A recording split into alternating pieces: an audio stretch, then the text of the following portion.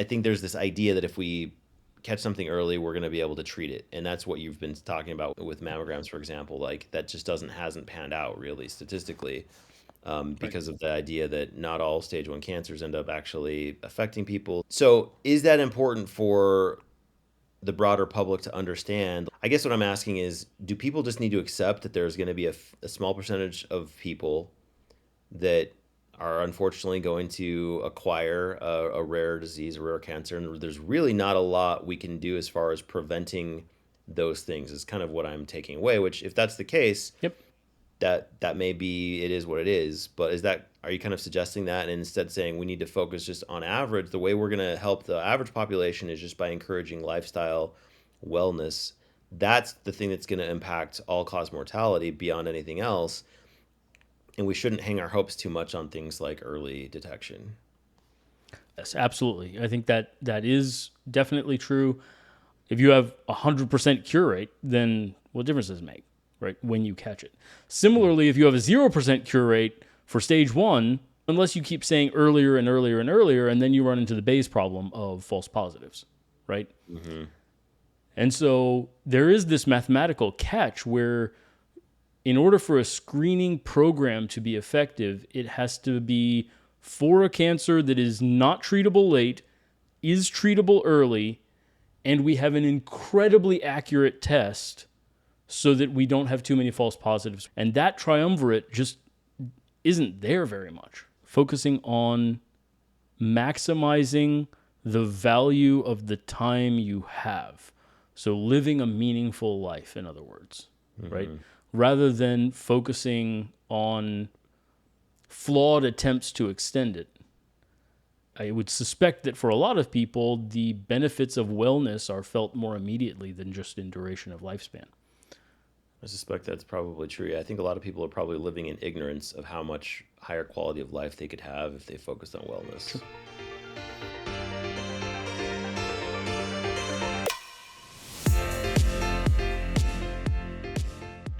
So, wanted to go through the Nordic trial. I think that this study has been super interesting from a couple different standpoints. Not least of which is the actual. It's one of the clear examples where statistical games become important, and so the gamesmanship that you'll see in articles being put up by NPR or whoever else,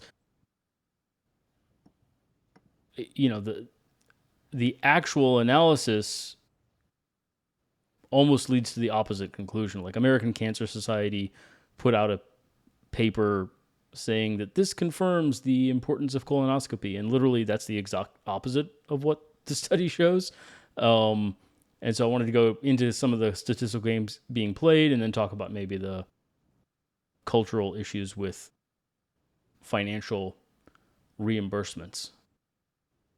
So briefly, can you guys see this screen? Yep. So this is a brief overview of the study I did. 84,000 were invited in Norway, Sweden, Poland, and the Netherlands. They went to areas in those countries that had no pre-existing colonoscopy or colon cancer screening program. So they were screening naive, if you will. Out of those 84,000, a third of them were invited to get a colonoscopy. They got a letter or other communication recommending that they get a screening colonoscopy. The remaining 56,000 did not get an invite and only ended up getting a colonoscopy if they developed some symptoms like bleeding, narrowing of stool caliber, abdominal pain, so on and so forth. The people who were invited, 42% of them actually did show up and get a colonoscopy. And then everyone was followed for 10 years. And the differences between the two groups were seen. So for colonoscopy, basically, go in with, you have to drink this super harsh prep, shit your brains out for 24 hours. And then they take a super long hose with a camera at the end, up your butt, all the way around to the end of your colon. And they look at the walls of the colon. If they see anything that looks abnormal or precancerous, they hook it with like a little metal snare and then they can like cut it off and see and send it to the pathologist, see if it was cancer. But also, ideally, since you've cut it off, you may have prevented a case of colon cancer. That's the idea, at least. Final results of the studies, as you can see up here, after 10 years, there was a slight reduction in the number of colon cancer cases. So it went down from 1.2% to 0.98%. And then the number of deaths from colon cancer, there was no statistically significant difference, and the total deaths also no difference. So that pretty, number, it looks like a 20% reduction ish on the number of cases. Is that kind of what I'm reading there? yeah, 18% was the calculation there.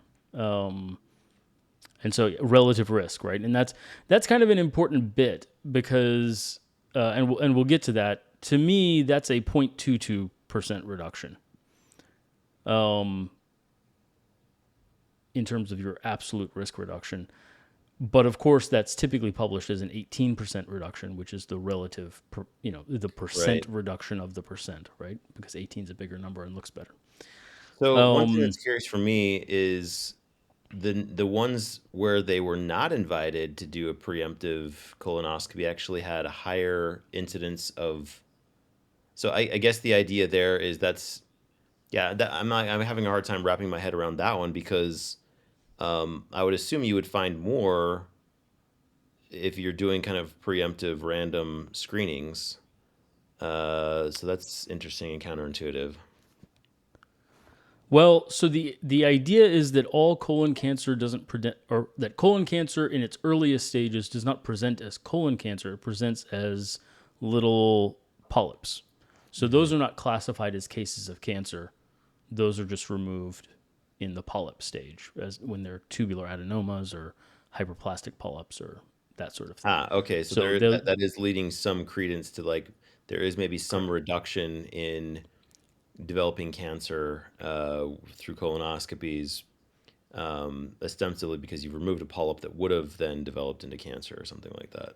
That's the idea. Yep, Gotcha. exactly right. Um, so the the interesting thing there, of course, is that there was no reduction in death. So you reduced the number of cases after 10 years, but did not actually change.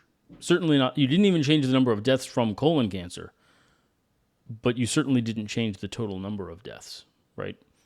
And part of that may be related. That can be related to any number of things. Toxicity of treatment is one thing, for instance, and effectiveness or ineffectiveness of treatment is another thing.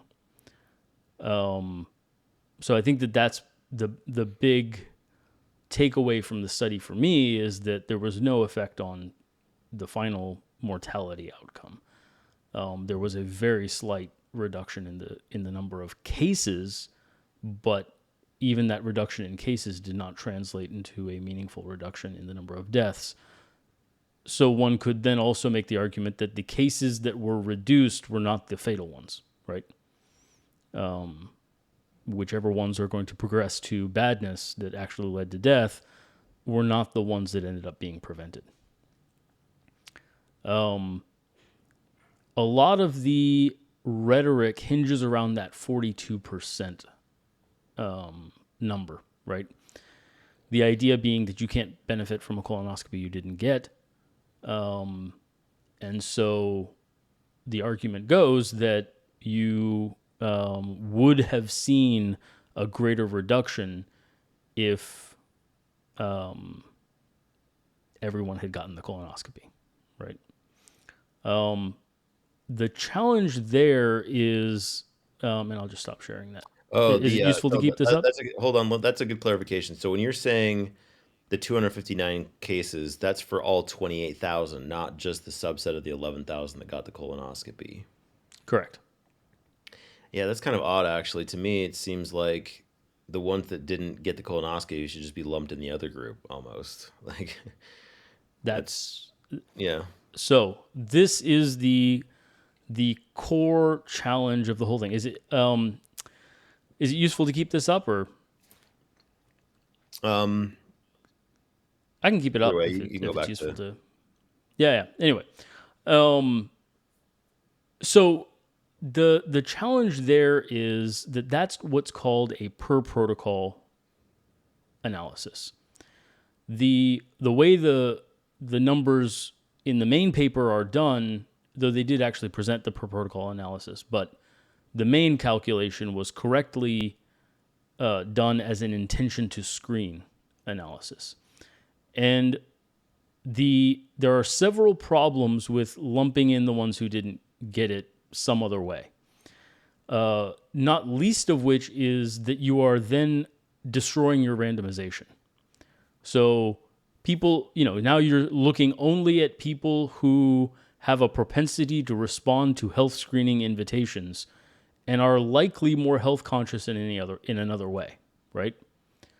So you do actually see a greater reduction in colon cancer deaths and total deaths if you only look at that 42%, kind of if you're doing it the way you're talking about, right? Mhm. So there was a zero point 0.3, and I'm talking about absolute numbers here, 0.3% reduction in colon cancer deaths, which was, I believe, about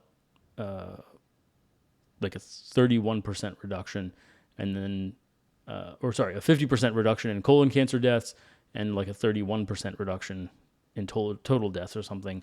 But that's because the numbers were so tiny. So a reduction from 0.45 to 0.3% was a 30% reduction, right? So it's actually a 0.15% reduction, but when you do the relative risk, then the numbers look bigger. I unfortunately don't have a slide for that right now. But the challenge is this: people who respond to health invitations are likely more health conscious overall, and maybe doing any number of other behaviors that would reduce their risk of death and colon cancer death, right? So the destruction of randomization is a non-trivial problem because you are now not comparing apples to apples, right? The other way you're not comparing apples to apples is an interesting mathematical hiccup. So imagine this is the example I always use is imagine I'm testing whether a particular surgery works better than medical care, right? Unbeknownst to the researchers, it's a sham surgery. I'm not actually doing anything. I'm just cutting them open, sewing it back up. Nothing is being done, right? So it is, in fact, ineffective in anything other than a placebo sense because I'm intentionally not doing anything. And the researchers are trying to test this. So if you take 100 people in each group and 30 of them die in both groups because the treatments are equivalent, right? Because my surgery is a sham.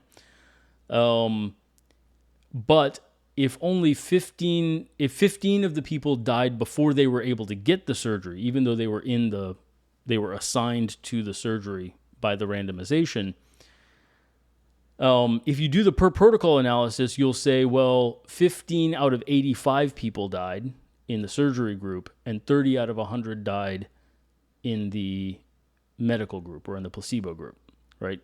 And you'll get the false impression that only 17% of people died compared to 30%, and you'll think the surgery was effective.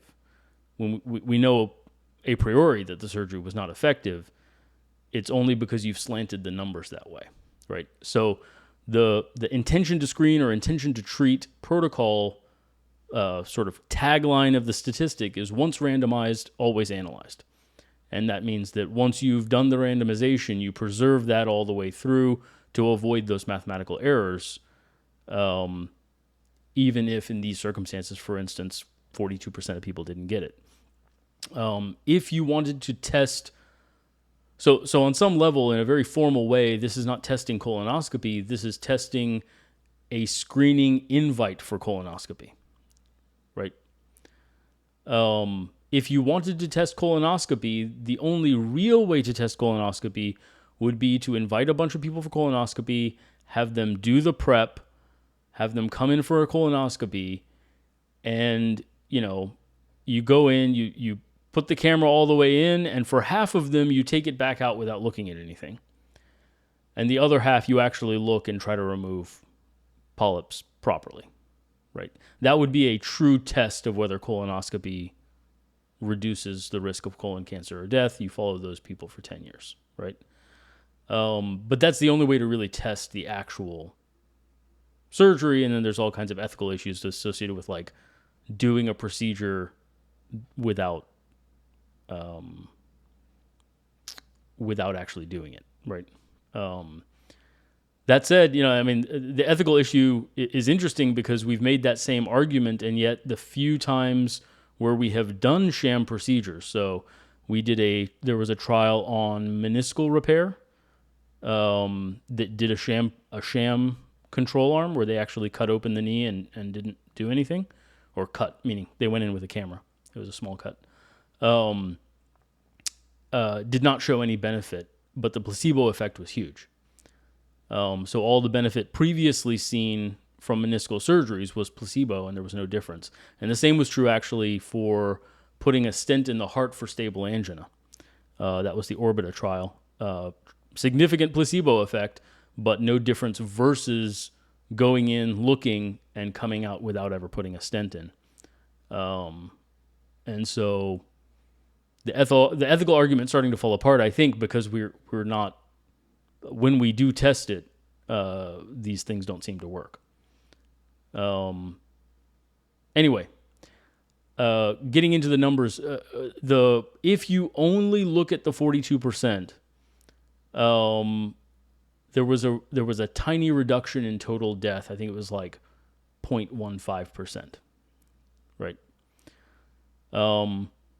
So then the question becomes, is it worth a colonoscopy for a 0.15% reduction in death over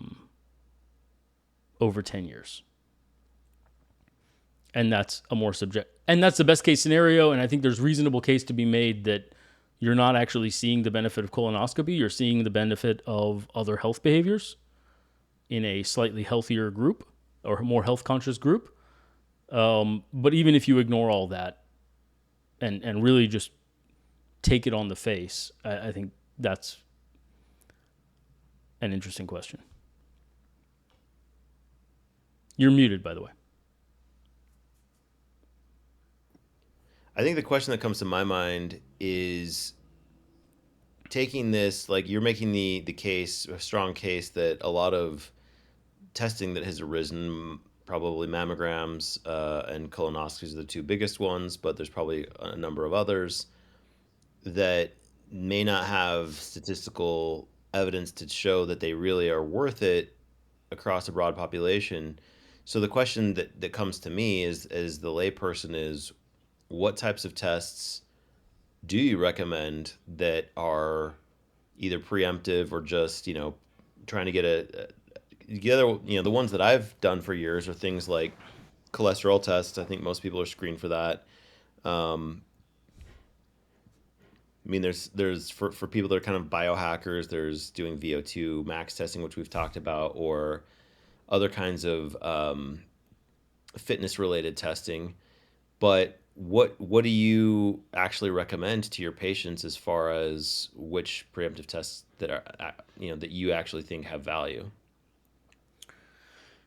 I think you basically named the two. So I think LDL particle count and VO2 max.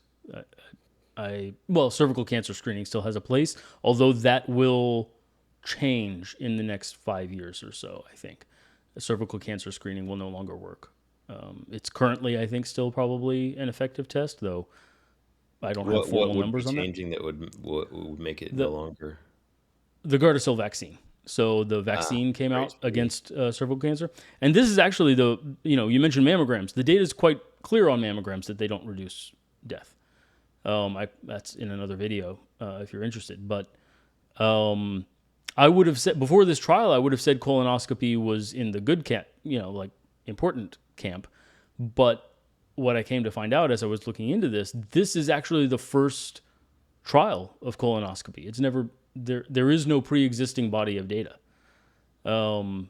We did that on the on the theory, on the narrative of what was happening.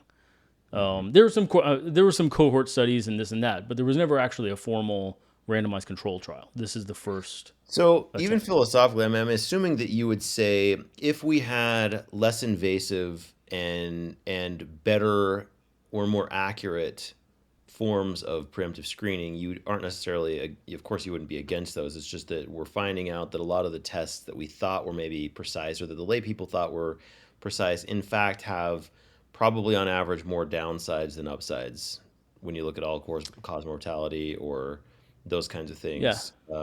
I'll Because I think everyone wants to believe that we are going to get to the point where we can catch something early and give us a better shot of beating something like cancer or heart attacks or whatever. That's the idea, right? That's why we all want this stuff. Um, I mean, that's what I I'd would agree want. with that.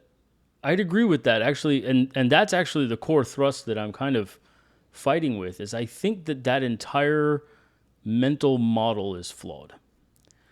I understand why people want it. I understand kind of the intention there, but the more I think about it, it's an attempt to take things that work for disease, like blood work and imaging, and apply them to wellness. And for various reasons, which I'll talk about in a second, it doesn't work. That translate, we need different tools. That's why I say VO2 max. VO2 max, well, it can spot some, ischemic heart disease or something, but it's actually not the ideal test for that.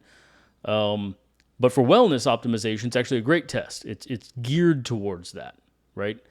We need an Are you entirely different suggesting? I set think of you're saying methodologies. we need a shift in mentality towards wellness and away from, oh, just like catch the bad stuff and give me the pill or the treatment for it, which I would Yep. totally be on board with. I think there is a nuance there though that like, if I'm still living a healthy life, but I've got, whatever bad luck that is going to give me cancer, of course, I'm still going to want to like catch it as early as possible. I want to believe that, as medicine and technology advances, there's we're going to find a way to catch stuff in a way that's going to give me a better shot at surviving if I'm one of the unlucky It ones that gets X type of cancer.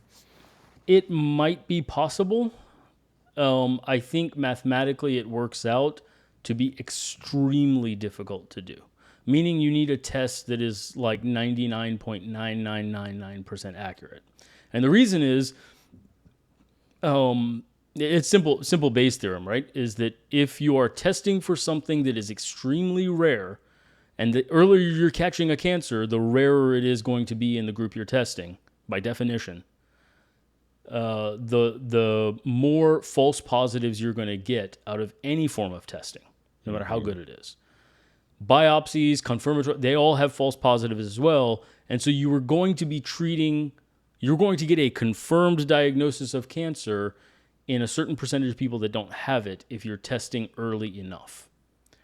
And that's an inevitable side effect that, and that's what we see with mammograms, by the way. So one of the ways they quantify that is if you start a mammogram screening program, you get a huge spike in the number of early stage cancers that are caught, right?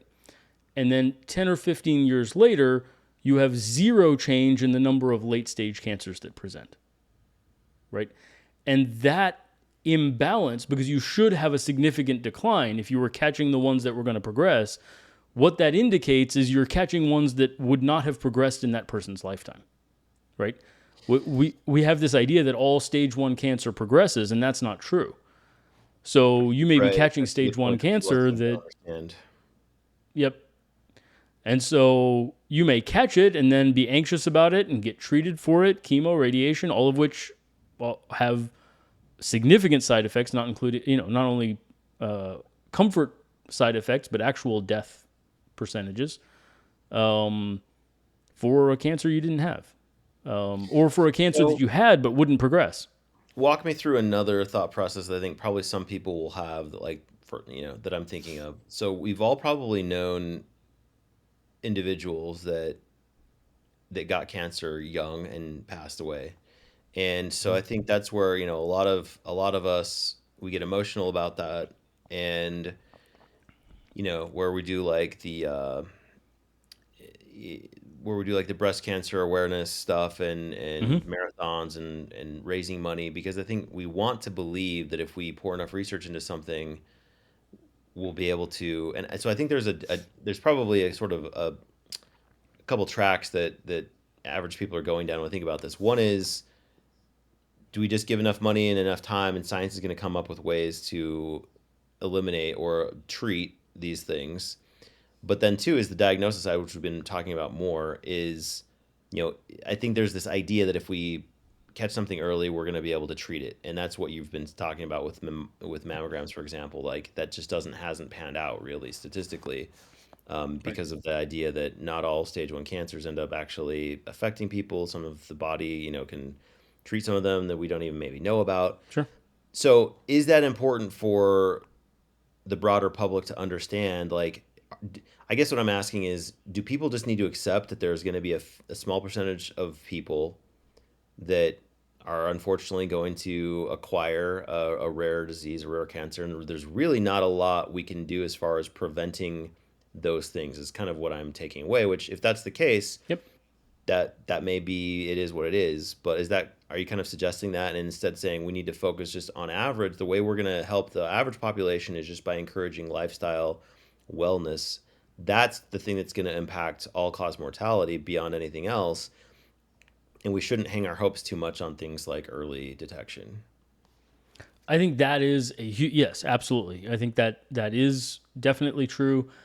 I think that the other way I would phrase it is the number or the type of cancer that is a good candidate for screening is also a unique thing, right? It has to be a cancer where we have good and effective treatments for early stage, but not good and effective treatments for late stage. So, for instance, huge strides have been made in the treatment of leukemia in terms of technology. You're talking about technology, right? So, even when it presents relatively later, the numbers are decent, right? If you get those numbers up high enough, then it doesn't. A screening program becomes irrelevant again, right? If you have 100% cure rate, then what difference does it make, right? When you catch it. Similarly, if you have a 0% cure rate for stage one or stage two, kind of like we do with pancreatic cancer, notoriously is a little bit that way. Maybe not stage one, but stage two, stage three. You know, by the time you catch it, the numbers are awful. So going and looking for it, unless unless you keep saying earlier and earlier and earlier, and then you run into the Bayes problem of false positives, right? Mm-hmm. And so there is this mathematical catch where, in order for a screening program to be effective, it has to be for a cancer that is not treatable late, is treatable early, and we have an incredibly accurate test so that we don't have too many false positives when we screen for rare cases of it, right? And that triumvirate just isn't there very much, right? And certainly mammograms don't qualify. Colonoscopy now I think is falling away as not really qualifying. Um, I don't know. I think there's I think focusing on wellness related behaviors, or for me even more to the point personally, focusing on um, focusing on maximizing the value of the time you have. So living a meaningful life, in other words, right? Mm-hmm. Rather than focusing on flawed attempts to extend it. Um, and I would suspect that for a lot of people, the benefits of wellness are felt more immediately than just in duration of lifespan. Um, I suspect that's probably true. Yeah, I think a lot of people are probably living in ignorance of how much higher quality of life they could have if they focused on sure, wellness. sure. Um, you had mentioned to us somewhat over a year ago about a new cancer screening test that you were Yeah. considering. I'm wondering if your opinion has solidified on that, given kind of what we've been talking about. So that's an interesting. So yes, I mean, or sorry, no, my opinion has not solidified. Yes, I have been talking about it and thinking about it. So that's the Grail by, or Gallery is the name of the test. By Grail is the name of the company. Um, and they are going to run into this exact same issue. It is a brand new test. I spoke to their chief science officer. I felt like he was pretty upfront with me about what the test could and could not show. He was aware of some of these problems, and told me at the time, this was a year ago or so, that they are working on a mortality reduction trial. They are trying to show reduction in mortality from their test. And, That's going to take a and long time. that is going to take, that is exactly right. And so that's the choice I'm in, is with some doubts, do I offer this screening test with the idea that we may have the answer in 8 or 10 years? And then I'll either have a certain number of false positives and have given some patients some anxiety, or it'll turn out to actually reduce mortality, and I will have been ahead of the game for my patients. Yeah, I mean, I guess that's a tough one to predict, right? Because ultimately, some of the quantification here is how do you quantify psychological harm? Because if it's just a blood test, there's not like a big chance of, there's not some, it's not super invasive like a colonoscopy or would be. Um, but if it's psychological harm or like false positives lead to other treatments that would then have harm of some That's kind, the big then one. it's kind of the same thing, right? Yep. That's the big one, right? Is that if you get a false positive, and by the way, the way the numbers work out for them, they are aware of they're aware of the pretest problem. They don't recommend it for anyone less than 50 or anyone with no cancer risk factors. You need at least one cancer risk factor. If you take everyone over age 50, the total percent of the population that has some form of cancer appears to be around 1%, roughly. In in that context, if you run this test, you end up with about a 50% false positive rate. So if the test is positive, you end up about 50-50. And then you have to go hunting to say, well, and it does tell you where it thinks the top 3 most likely sites. So it'll say, we think we found cancer. We think it might be neck, bladder, or mouth, or something like that. And so then you do CT scans or PET scans or whatever in those 3 areas. And if they're negative, then you say, well, that was one of the 50% false positives. If they're positive, then you do a biopsy. And then if that's positive, you would treat for cancer. And so the challenge I have is that, even biopsy has a false positive rate. So I'd like to also minimize the number of people we treat for cancer that don't actually have cancer. That's the other side of the minimization, right? And they'll never know, right? Because they got a biopsy confirmed cancer. So then ultimately they would get treated and would be, I presume they would be labeled in remission, right? But it's again, just knowing that those are out there as success stories of people that went into remission that didn't actually ever have cancer is in itself a bit sobering for me. That there's some percentage of people in that group, inevitably, right? So the idea of how we test in the beginning determines how big that percentage of people is also a bit sobering, I guess. But yeah, so this new test ends up at about 50-50 if it's positive, which is an interesting place to be, right? So I got a question regarding the tests. Ostensibly, and this may differ from test to test, if we understand the mechanism of the test, then that adds context to what becomes a false positive, for example. So let me color a little further, and then maybe the question will come out in a way that is sensible. So if I'll be in very abstract terms here, and you may have specific examples then of tests that may be on one side or the other or whatever.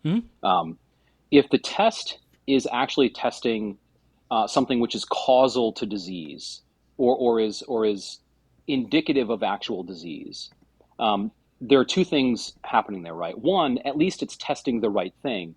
But then, of course, the test itself can fail because the mechanics of actually producing the result just fail. And that might have to do with whatever, contamination, imperfect in the engineering process, whatever it is. The other kind of test in theory, right, abstractly, would be a test that tests some kind of correlative factor, and that maybe, it's not actually testing Correct. the causal relationship between the what you detect in the disease. It's testing something else.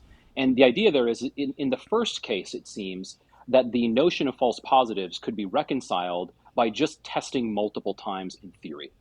And in the latter of those cases, in the sort of kind of correlative case, perhaps that trickery could be persistent across multiple tests, and you would just get the wrong result, even when you otherwise shouldn't be, or something. You get the idea. Does that distinction come into play here? And is there Yep. a bifurcation in how we would want to evaluate the worthiness of a test based on that distinction? Because it occurs to me that that might be an interesting distinction to draw. I would care about the ones that are actually poking at real causal factors, and like, fine, if you Sure. false positive me, just test me 3 times, and we'll find out, kind of thing. Versus the other case would be maybe just kind of hogwash. But yeah, so Yeah. So the distinction is relevant, but doesn't quite escape you out of the problem as well as you might wish. So I would absolutely draw a distinction between doing something like a cholesterol level, which is, as you pointed out, kind of a correlative factor, right? Or asking someone if they smoke, if we're as a test for heart disease, right? That's more risk prediction maybe than diagnostics in some sense. At least that's the way I would use the terminology. But in this case, we're talking about trying to detect no, not for the blood test. Sorry, I'll leave that aside for a second. I'll come back to that. But if you're doing a mammogram, you're looking for tumors, right? Which is directly in the pathway. And if you're doing a biopsy of something you think is a tumor, once again, you're kind of directly in the pathway of testing. The problem is that both of those are fundamentally subjective, right? Is that shadowy lump on an X-ray a tumor, or is it just an a heterogeneity in X-ray absorption? which makes it fundamentally correlative, in at least in the language we're using here, versus causal. It's when you detect the lump, there's nothing about that lump, perhaps it sounds like, that indicates that it's cancerous. All it indicates is that there's a lump. No, I mean there are typical and atypical factors. So cancerous lumps tend to be spikier, tend to have higher calcium content, so they tend to be a bit brighter on X-ray. But it's not definitive. But where it gets interesting is the same is true if you actually cut the lump out and look at it under a micro. Like, the definition of cancer actually is not binary. There's a gradient there, and on the gradient there is quite a bit of opportunity for That is subjectivity interesting. on the on the part of the pathologist. Yeah, right. And that's exactly what we're talking about, actually. Or another way of talking about what we were talking about is cancer that does not progress. Maybe another way to talk about that is that cancer, even if it looks like cancer under a microscope. What is are we only defining cancer as that which progresses? And if so, then we don't have a way of telling the difference. That's another way of framing I think the that question. that is an Right. important, and pokes right at the brittle nature of things as much as anything. Is that I've at least Right. until this moment thought of cancer as being a rather quantifiable binary diagnosis, either positive or negative. Not that there was a Right. gradient there, perhaps, and that the element of subjectivity in this case would come down to just the oncologist, or whomever who's making the diagnosis. That is really interesting, because that calls sort of everything into question then, at some level. And I guess there's a Yep. technical problem here, right? The technical challenge is, perhaps the idea that we do not yet have the right, quote unquote, diagnostic tools to know whether the measured matter will progress into something that everyone would agree was disease, or perhaps even forget agreement, that would certainly result in death if untreated, kind of thing. Which I guess even then is not going to be precise, because Correct. someone may, their immune system may take care of it 5 years later, whatever. Like, there will always be those cases. But I see on your screen. Sorry, yeah. No, exactly right. No, exactly right. It also depends on things that are even definitively cancer. Um, age and health status of the patient, right? If they, I think they did an autopsy series on like 90-year-old men, and like I forget what it was, but like 90% of them had prostate cancer when they actually looked at the prostate. But they all died of, they died of something else. So prostate cancer is by nature slow growing enough that the saying in medicine is you die with it, but not of it. So again, the clinical impact is another separate layer, even over and above the naming accuracy issue. So I just threw up this slide here, right? You can see on the right adenocarcinoma of the lung, right? That's, you see normal, then hyperplasia, then adenocarcinoma, and then invasive cancer. Or even more tellingly, if you look at the squamous, right, you can see the epithelium, hyperplastic, squamous, dysplastic, carcinoma in situ, and then invasive cancer. And you can tell that invasive cancer looks definitively different than normal epithelium, but it is a continuum of difference before it's called carcinoma, right?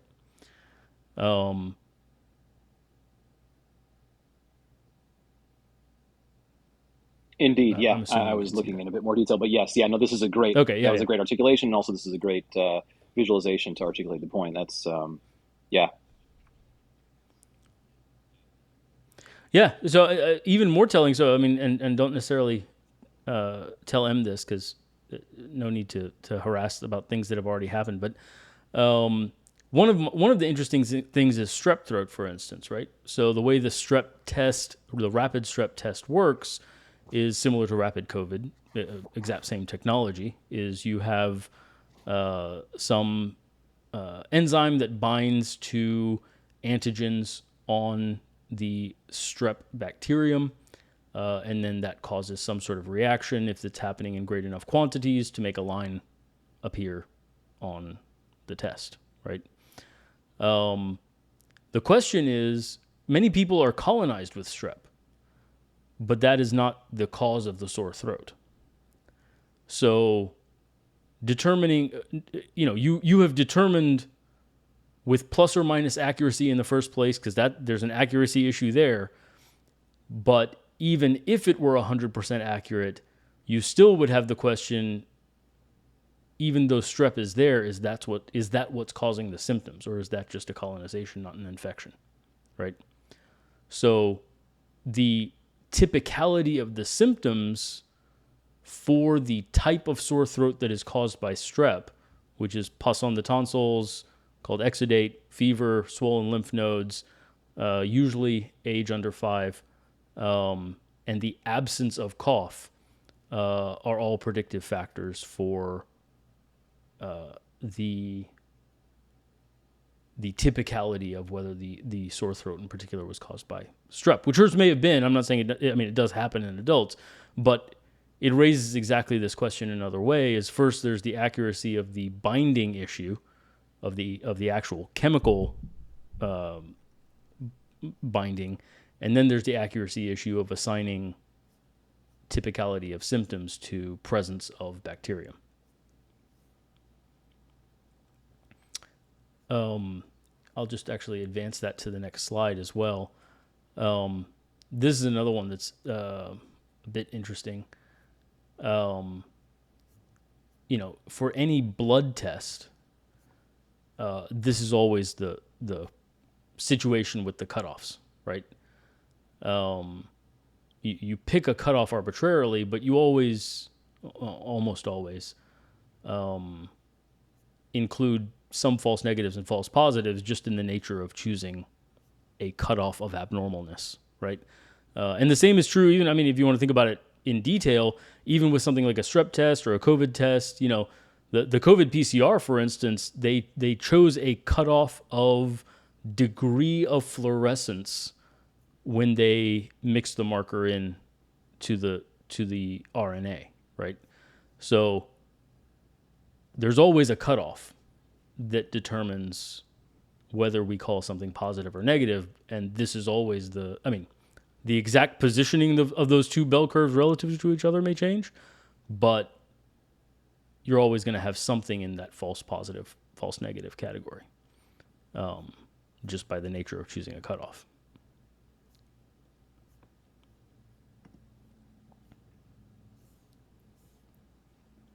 Yep, makes sense. Just affirming. Yep. Yeah. So,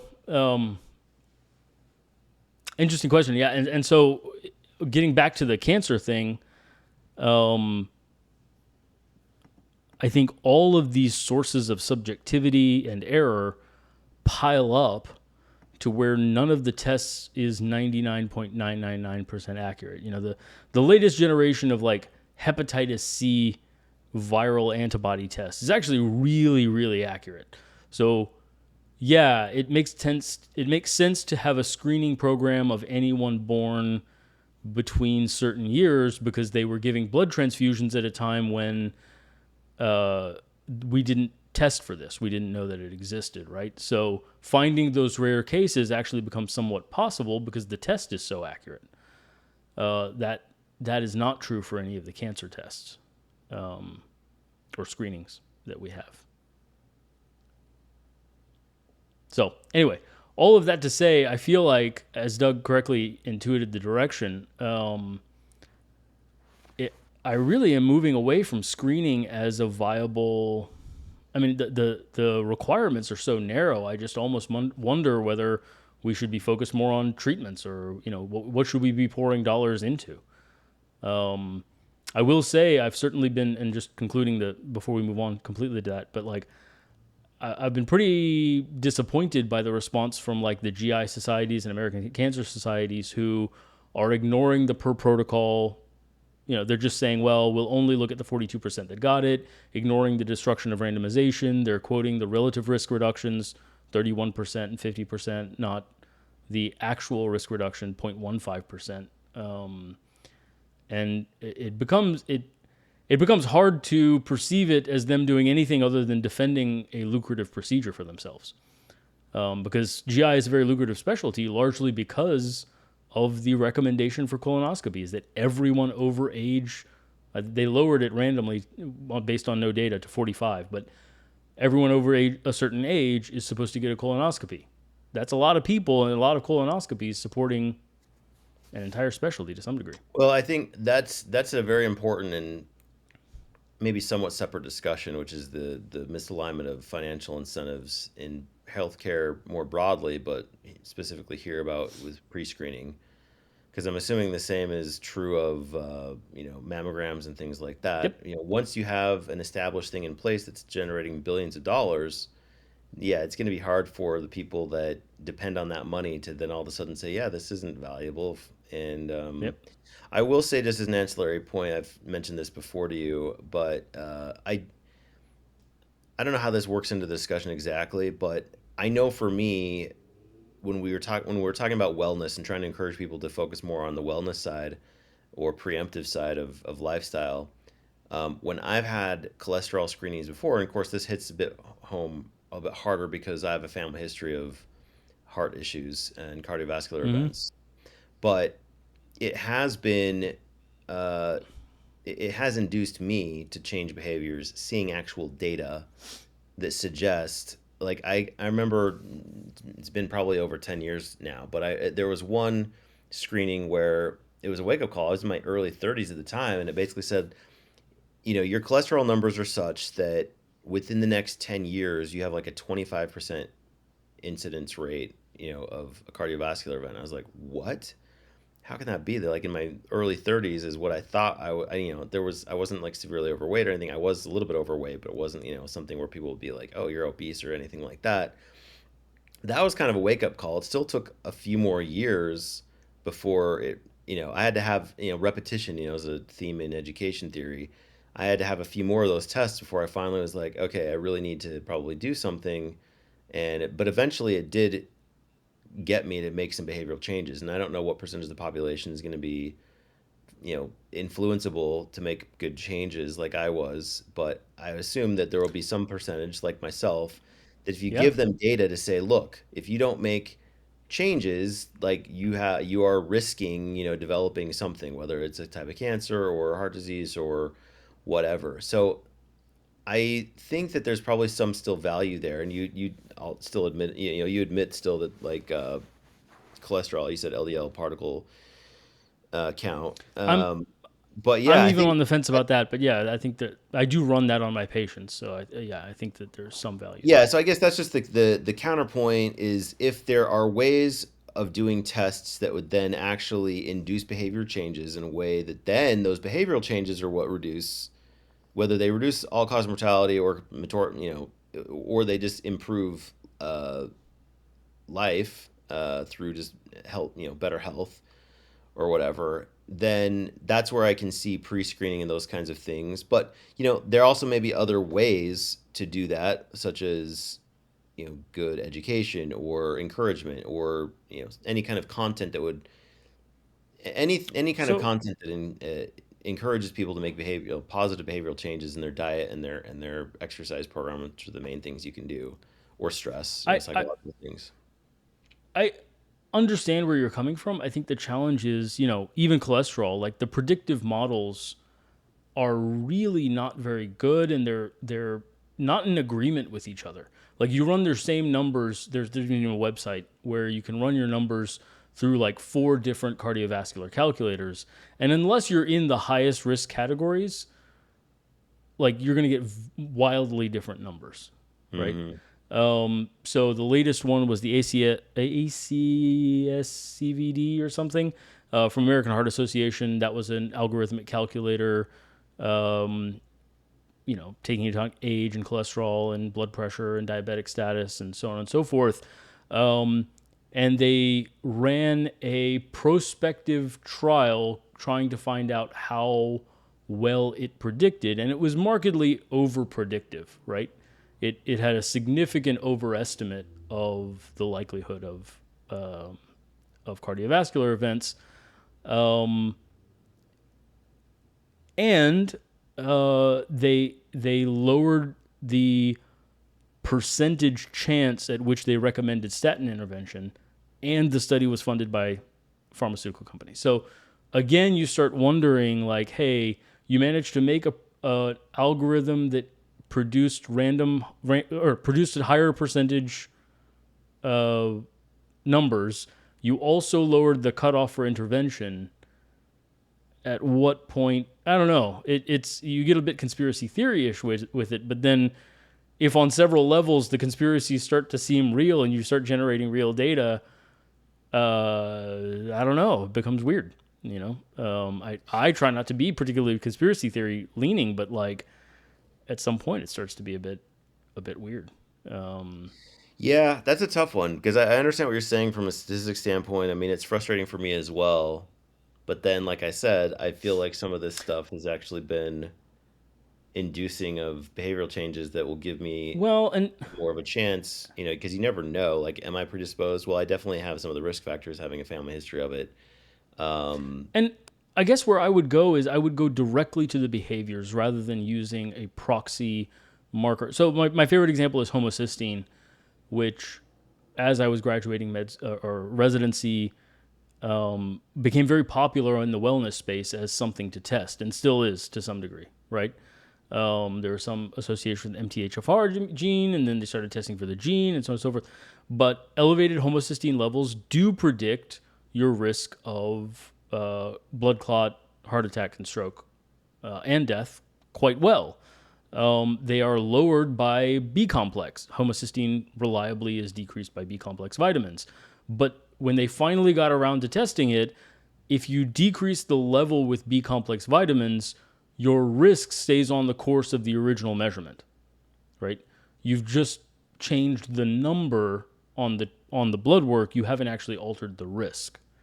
So it's also not about just improving the number. It's about improving the number in quote unquote the right way. And we don't know exactly yeah, what I that mean, this is. starts getting into complexity theory, I think, where we want Yeah. to believe that there's some causal mechanism there, right? Sure. And at the risk of getting us too far sidetracked, I just thought of the question: Are there? So, for example, I've been getting certain types of tests for a while.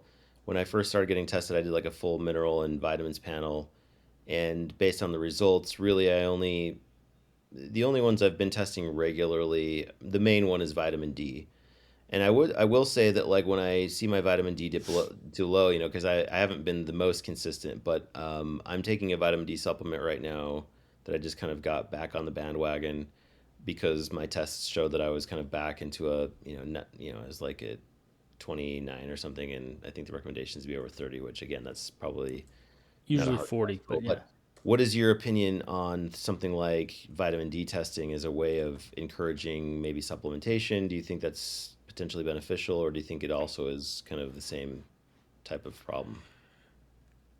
I think it may be the same type of problem. Uh, while I will also say um, that I run that test on myself and my patients.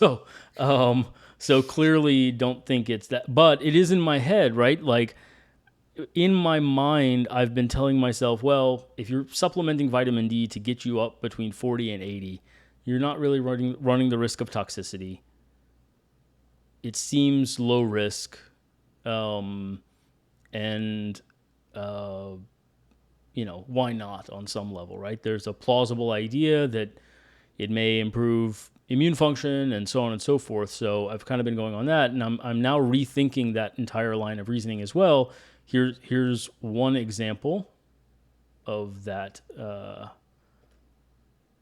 Is this was 2005, actually, a long time ago now. But high dose vitamin E supplementation may increase all cause mortality.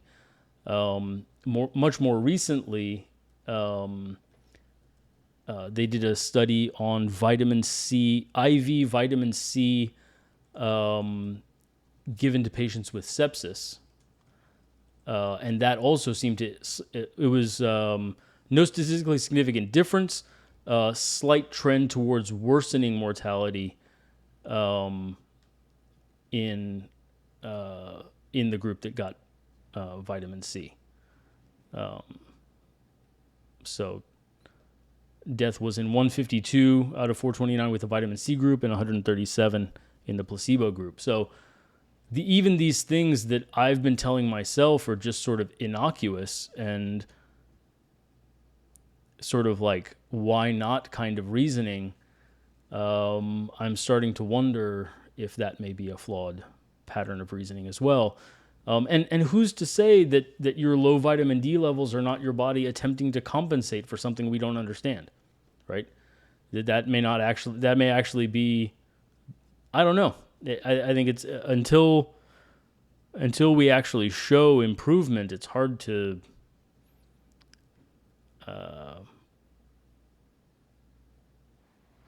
really be definitive about saying, yeah, that's fine and safe and is overall beneficial. Even those first two statements, safe is hard to say. So yeah, I'm rethinking that entire line. And again, when you ask what to do, I think that on some level, the only thing I can think of is, again, going directly to the behaviors and saying, okay, the target should be some, body fat percentage, some VO2 max, some strength markers, some coordination markers, some arbitrary set of functional tests that indicate you are behaving in the way that is most beneficial to your longevity, right? I'm starting to really question the idea of non-functional measurements, I guess. All right. Well, Sobering, fun, I'll just depressing. try to keep being healthy. Yeah, that's the boring stuff is always the more effective, I Let's guess. bounce The that stuff for a that's hard to moment. do, unless you're Jassem. Generosity prevails. So, and this is perhaps just opinion and maybe just fun. And if this is tangential at all, we can get back on track, whatever the track is. But No. this is great, right? Tangential is great. Yeah. Do you think that is a technical issue, that our measurements are imprecise, or our comprehension of the system and its dynamic is imprecise, or sufficiently so as to be for the reasons we've discussed and perhaps others, net destructive versus constructive. Is that the hypothesis there, that maybe at some future point we may understand some of these things sufficiently where a test does become a non, I guess as you captured it, quote unquote, functional test, Yes. another kind of a diagnostic test or something might be functional or might be worthwhile then? Okay, that's kind of what's Yep. going on underneath. It is a technical problem. Yeah, that's where I come down. No, I don't think it's a technical issue. I think it's a matter of we don't really, I mean, even if you think about the idea of testing, as Doug pointed out, if you test all the minerals, right, and somebody that has no symptoms, well, the definition of normal was by testing a bunch of people with no symptoms, finding the bell curve, and then declaring that on either end, 2 standard deviations above and below was abnormal. So pulling everybody into the normal range. And then if you're going to go further and you say, well, I want tighter, really you're just making everyone as average as possible on everything, right? Which is not really indicative Indeed, and of by systemic technical understanding, there, just to right? clarify, I just meant it's a technical problem in the sense that we don't yet have the right tools and or understanding to measure the thing which is truly causal, essentially, and therefore react to the right things is the idea. We Right. don't know which are the causal things, Yeah, so we're finding new things to measure all the time. There's new cytokines and communication signaling molecules discovered all the time, or old molecules that we didn't know were like learning the antidepressant effects of lactic acid, right? Or the muscle growth stimulation gene activation of lactic acid. We for when I was in med school, we were taught lactic acid is just a byproduct. It's just a buildup of side metabolites when you can't circulate enough oxygen, and then your body gets rid of it, and it stays in the cell Interesting. for the most part, right? So, yeah, I mean, all these ideas. I think lactic acid as an antidepressant is a Yeah. particularly interesting one So you mentioned the bell curve there. Sorry to because interject. you know, But one bother that's always yeah, existed for me in the way that sometimes statistics are communicated, particularly in healthcare, is, and particularly as it applies to risk, right? When people say things like, hey, according mm, to these measurements, right, you are at an 80% increased risk of XYZ. And it always occurs to me that is yep, that is just precisely incorrect, that I am not at any increased risk as a result of those measurements. I either will or will not, based on what, my genetics, my environment, et cetera, my choices, whatever. I will or will not end up with said disease, yep, right? And so the way that the socially how we communicate these things, I think, also maybe contributes to some of the problem. It's like, well, we should probably communicate what the statistic actually says, yep, which is, of the people we have measured, right? And this is how it yep. all fell down. And it goes to your point about I, squeezing the average, right? It's like, well, yeah, the extent to which we assume mhm. that living in the average is actually the healthiest place to live, which it may be on average, but that's the problem with statistics in general, is that it says absolutely nothing about individual data points. It is only Sure. in aggregate that you can derive anything close to meaning. Yep. No, totally. And I mean, even in the communication, doctors should be taught this more. And I found this on my own when I was learning about Bayes' theorem and so on and so forth, is that people understand natural frequency communication better. So if I say, hey, out of 100 patients who have these numbers, X number of them will have a heart attack in X time frame, right? That's communication. And then if we can, if we say, well, of those people, uh, out of that same group, if they take a medication or they engage in an exercise program in a particular way, XYZ, then this other number out of the 100 will have a heart attack, right?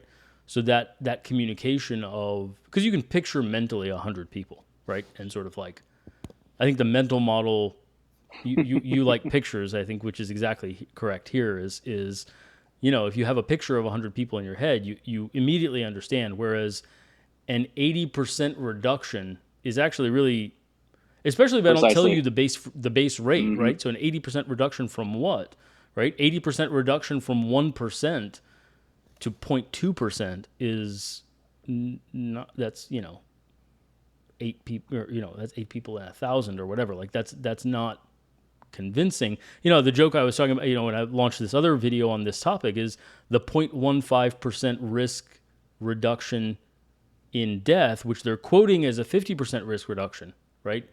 But the natural frequency, the absolute risk is 0.15%.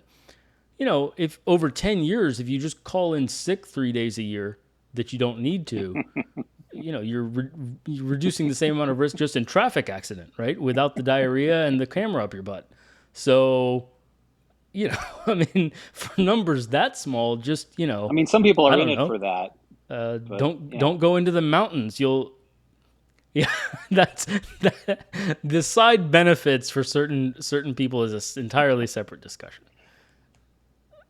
No, but that is interesting. Yeah, the relativism there is another way that things can be communicated and obscure the truth, right? Or at the very least, people will misinterpret the result, right? The meaning they extract from it is inaccurate, and that's a problem. So, right. And that's why, there are, again, I say this pretty often when I'm talking about medical studies, is if the author only publishes the relative risk reduction, I basically throw the study out. If you can use that figure if you also give me the absolute risk reduction. And the number I look for typically is expressed as the number needed to treat or number needed to screen or number needed to test. So, because that's the natural frequency number, right? So here it's like, even in the people that got the colonoscopy, you would need to do a colonoscopy in like 667 people to prevent one death or something. Right? So, okay. Now at least you can picture like 667 people trying to line up to get a colonoscopy for one person to benefit. And that has the correct resonance, I think, emotionally, right? Is, do you want to be one of those 667 and try and get your chance that you'll be the one where the colonoscopy helps you? Or do you want to try and focus on other things? Yep. So was there more along the original trajectory that we should cover here as well? No. I mean, again, I think the only other thing kind of, it ended up being a bit more of a hit piece. We left that topic in terms of GI doctors or radiologists for mammograms or whatever the vested interests. And the only additional step is, this is the first randomized control trial, which means we started this entire screening program. We created this entire industry without ever actually checking. Like, hey, does this thing work? Right? And only now are we checking, but now we've got inertia, right? To undo. Which is in a bit of a backwards way of trying to figure these things out. That is interesting. It makes one wonder how many other such kind of formalisms are rooted in, perhaps a well-intended initially hypothesis, right? That, and there is something there. It's not like they're going in and seeing nothing, right? And just snipping around. There's something there, but nonetheless, if it turns out that is not meaningfully moving the needle as it relates to outcomes, then it's one wonders how many of the things are maybe quite like that. And maybe it's difficult for us even now, as you're suggesting, to emotionally detach from the notion of having some evaluation. We put a lot of evaluation. Enough folks around me in the last couple of months even have been ill, and even just hearing them talk about what it is that they want emotionally in that moment. And it's oftentimes something like, I just want to get in to see someone. And there's something about the reassurance of having a test or being administered a medication or whatever it is, right? There's a certain feeling that you're doing something, taking some action against the thing when, maybe what you need to do is go for a brisk walk, stay hydrated and get a bit of rest or something, I quote this book all the time. It's The House of God. Briefly, it's a story of a guy going through his intern year to become a doctor, and his senior resident who's throughout the book is only known as the Fat Man, introduces him to what he calls the laws of the House of God, and the House of God is the hospital that they're practicing in.